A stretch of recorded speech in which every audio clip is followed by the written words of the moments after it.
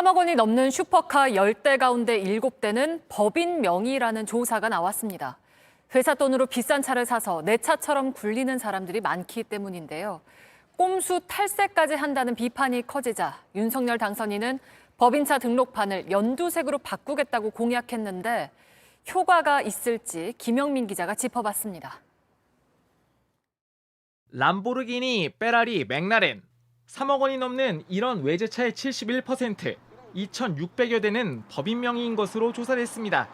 거리에서 보이는 슈퍼카 가운데 상당수는 회사 돈으로 사서 굴리는 차라는 겁니다.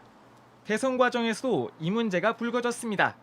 회장님들이 많이 타고 다녀서 그런가? 그게 아니라 개인 용도인데 탈세를 위해 법인이 구매하는 거죠. 개인 명의로 사면 매년 내 주머니에서 자동차세를 내야 하지만 법인 명의로 사면 구입비와 유지비에 대한 세금 혜택을 받을 수 있습니다. 모두 경비로 처리할 수 있기 때문입니다. 슈퍼카에 든 비용을 빼면 회사 소득을 쪼그라뜨릴 수 있기 때문에 세금이 확 줄어듭니다.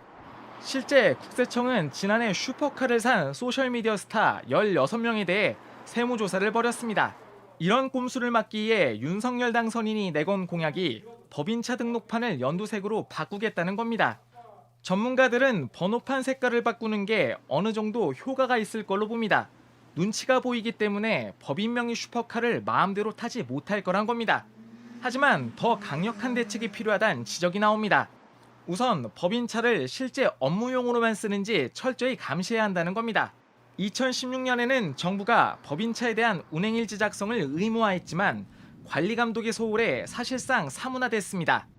제도는 있는데 운행 기록부에 대한 어떤 점검이나 검토하고 벌과금을 부과하고 할 인프라나 시스템은 없었다는 거거든요. 비싼 수입차에는 아예 세금 혜택을 주지 말자는 의견도 있습니다.